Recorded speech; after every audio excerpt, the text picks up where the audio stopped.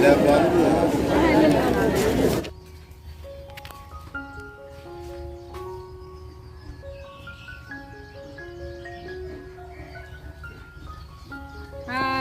Hai Silva. Hai Saudara. Love you Sulu.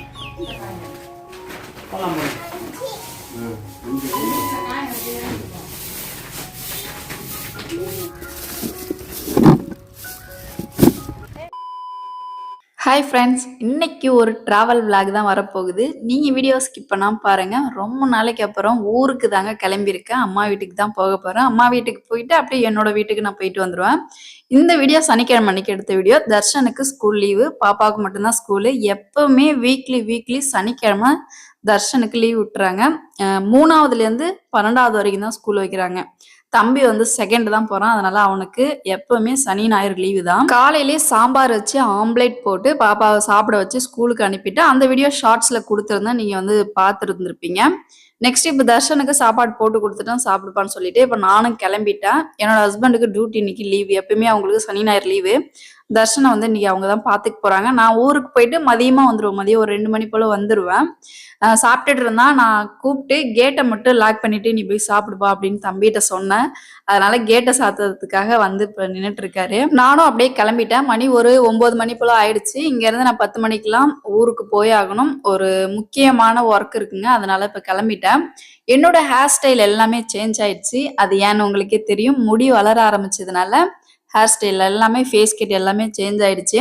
நானும் இப்போ இங்கேருந்து கிளம்பி எங்கள் ஊர் பக்கத்து ஊருக்கு வந்துட்டேன். அங்கே வந்து எதுக்கு வந்தேன்னா மகளிர் உரிமை தொகை வாங்கறதுக்காக அப்ளை பண்றதுக்கு வந்தேன். நான் இப்போ வரைக்கும் இன்னும் வாங்கல, அப்ளை பண்ணல. இந்த ஸ்கீம் வந்தப்ப நான் டார்லிங்ல ஒர்க் பண்ணிட்டு இருந்தேன். அப்போ என்னால லீவ் போட்டுட்டு வந்து இதை அப்ளை பண்ண முடியல.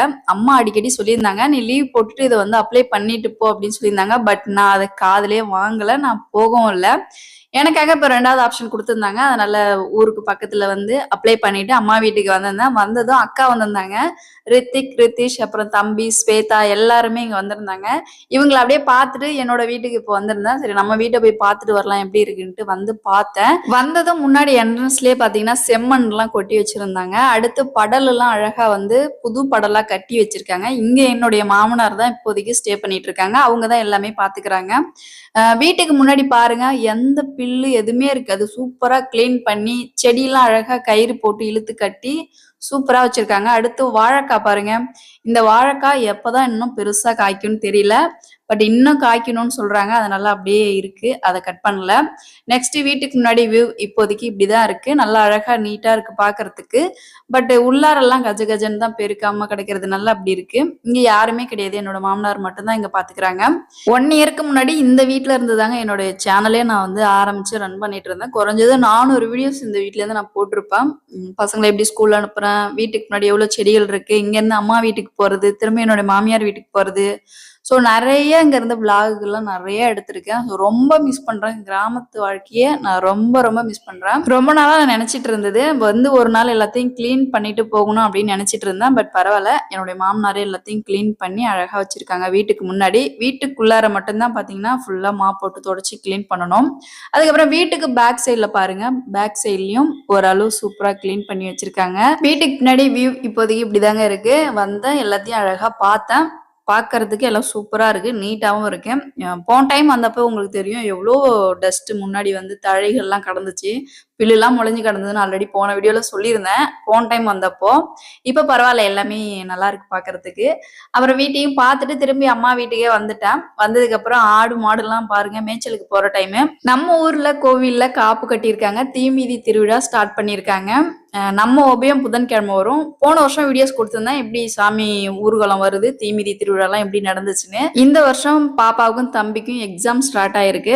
எப்படி போய் எப்படி கோவில் ஃபங்க்ஷன்லாம் அட்டன் பண்ணிட்டு வர போறேன்னு தெரியல.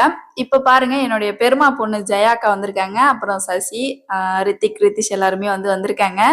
இப்ப அம்மா ரேஷன் கடைக்கு போயிட்டு வர சொன்னாங்க. போயிட்டு கைரேகை மட்டும் வச்சுட்டு வரலான்ட்டு போனேன். பட் கூட்டமா இருந்துச்சு. திரும்ப நான் ரிட்டர்ன் வீட்டுக்கு வந்துட்டேன். வந்ததுக்கு அப்புறம் வடை சுட்டிருந்தாங்க, சிக்கன் 65 எல்லாம் போட்டிருந்தாங்க. அதெல்லாம் சாப்பிட்டுட்டு அப்படியே ரூம் உள்ள வந்தாச்சு. எல்லாருமே பேசிட்டு கலகலன்னு ஜாலியா இருக்காங்க. தம்பி, அதுக்கப்புறம் ஸ்வேதா, மாமா, அக்கா எல்லாருமே வந்திருக்காங்க. ரொம்ப ஜாலியா இருந்துச்சு. நெக்ஸ்ட் வந்து இப்போ ரேஷன் கடைக்கு திரும்ப போகணும்னு சொல்லியிருக்காங்க. போன டைம் வந்து ரேஷன் கடையில நான் கைரேகை வச்சுட்டு வந்துருவேன். அம்மா போயிட்டு பொருள் வாங்கிப்பாங்க. இப்போ ஸ்கீம் அப்படி இல்லைன்னு சொல்றாங்க. கார்டு கையிலே வச்சுக்கிட்டு அங்க இருந்து பொருளை வாங்கிட்டு தான் நீங்க போய் ஆகணும் அப்படின்னு சொல்லி ஸ்கீம் வந்திருக்குன்னு சொன்னாங்க. ஒரு கார்டுக்கு 5 நிமிஷம் ஆகுதுங்க பொருள் வாங்குறதுக்கு. அதுக்கப்புறம் போன மாசம் நான் பொருள் வாங்குறதுக்கு சிதம்பரத்துல இருந்து வரவே இல்லை. போன மாசம் கார்டுக்கு வாங்கவே இல்லை. இந்த மாசம் எப்படியாவது வாங்கிடணும்னு அம்மாவோடைய குறிக்கோள். அதனால ரேஷன் கடைக்கு போயிட்டு பொருள் எல்லாம் வாங்கி அம்மா கிட்ட கொடுத்துட்டு தான் நான் ஊருக்கு போனோம். 2 கிலோ சர்க்கரை, 1 கிலோ பருப்பு, 1 பாக்கெட் பாமாயில் எண்ணெய், 20 கிலோ அரிசி இது எல்லாத்தையும் வாங்கி கொடுத்துட்டு தான் போகணும். ஏன்னா போன மாசமே வாங்கல.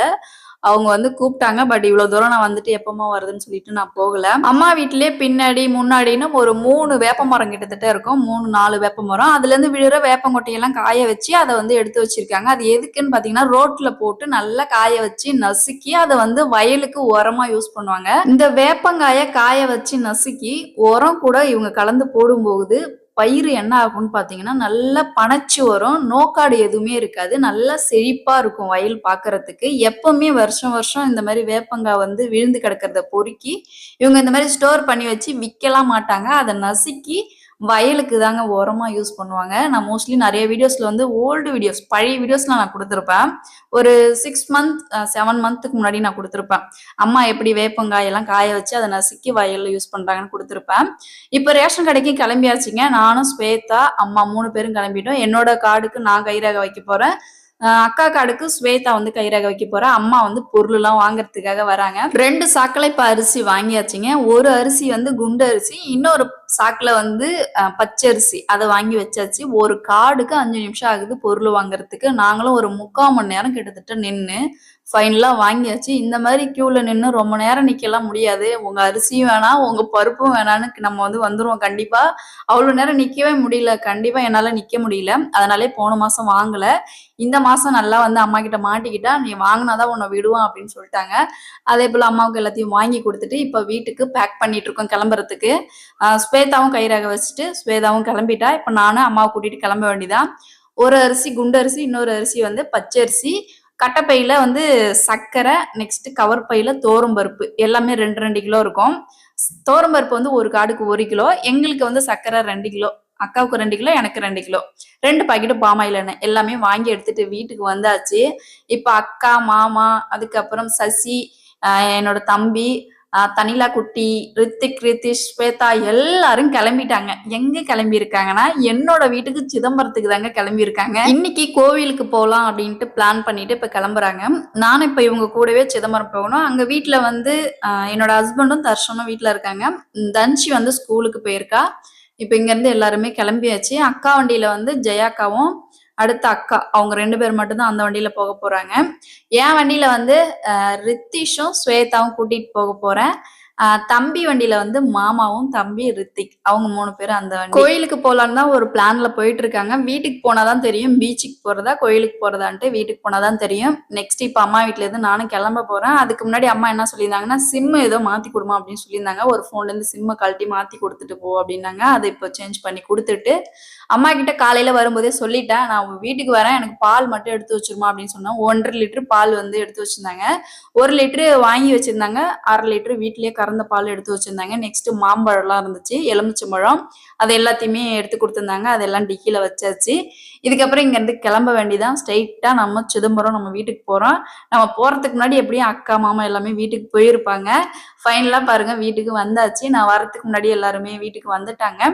இங்க இருந்து இப்போ சிதம்பரம் பீச்சுக்கு தான் போலான்ட்டு ஒரு பிளான் பண்ணியிருக்கோம். தன்ஷி இல்லாம எப்படி போறதுன்ட்டு வரும்போதே தன்ஷி ஸ்கூலுக்கு போயிட்டு தன்ஷியை கூட்டிட்டு போலான்ட்டு போய் கேட்டேன். ஏன்னா சனிக்கிழமை தானே, மத்த 5 நாள்ல போயிட்டு நம்ம லீவ் கேட்க முடியாது. சனிக்கிழமைங்கிறதுனால ஆஃப் டே லீவ் கொடுங்கன்ட்டு போய் கேட்டேன். இல்லைங்க நாங்க லீவ் கொடுக்க முடியாது அப்படின்னு சொல்லிட்டாங்க. அப்புறம் என்ன பண்றதுன்ட்டு பாப்பாவை விட்டுட்டு இப்ப நாங்க எல்லாரும் சேர்ந்து பீச்சுக்கு கிளம்ப போறோம். பீச்சுக்கு போயிட்டு திரும்ப ரிட்டர்ன் வந்து நடராஜா கோவிலுக்கு வேணா பாப்பாவை கூட்டிட்டு போலாம். அவ வந்து 4:30 மணிக்கு ஸ்கூல் விட்டு வந்துருவா. அதுக்கப்புறம் வேணா பாப்பாவை கூட்டிட்டு வா அப்படின்னு அக்கா சொல்லியிருந்தாங்க. சரின்னு இப்ப எல்லாம் பீச்சுக்கு தாங்க கிளம்பி இருக்கோம். பசங்களுக்கு எல்லாம் லீவுங்கிறதுனால அக்கா விருதாச்சலத்துல இருந்து சிதம்பரம் கூட்டிட்டு வந்திருக்காங்க. பீச்சு காமிச்சிட்டு நெக்ஸ்ட் கோவில்லாம் சுத்தி காமிச்சிட்டு கூட்டிட்டு போலான்ட்டு என்னுடைய பெருமா பொண்ணு ஜெயாக்காவும் எங்க மாமா தனிலா குட்டி இவங்களாம் ஆல்ரெடி நான் வந்து ஒரு 5 month 6 month முன்னாடி நான் பெருமா வீட்டுக்கு போன விளாக் வந்து கொடுத்துருக்கேன். நான் டிஸ்கிரிப்ஷன்ல நான் லிங்க் கொடுக்குறேன், செக் பண்ணி பாருங்க. வீட்ல இருந்து இப்ப நாங்க எல்லாருமே கிளம்பிட்டோம். என்னோட ஹஸ்பண்ட் வந்து வரலன்னு சொல்லிட்டாங்க. அவங்கள தவிர இப்ப நாங்க எல்லாருமே கொடியம்பாளையம் பீச்சுக்கு தாங்க ஸ்ட்ரெயிட்டா போக போறோம். அடுத்த வீடியோ ஃபுல்லா பீச்ல எப்படி வைப் பண்றோம், கோவிலுக்கு எப்படி போறோம்ட்டு அடுத்த விளாக்ல வரும். இந்த வீடியோ பிடிச்சிருந்துச்சுன்னா மறக்காம லைக் கமெண்ட் பண்ணிருங்க. நீங்க என்னோட சேனல் ஃபர்ஸ்ட் டைம் பாக்குறீங்கன்னா மறக்காம சப்ஸ்கிரைப் பண்ணிடுங்க.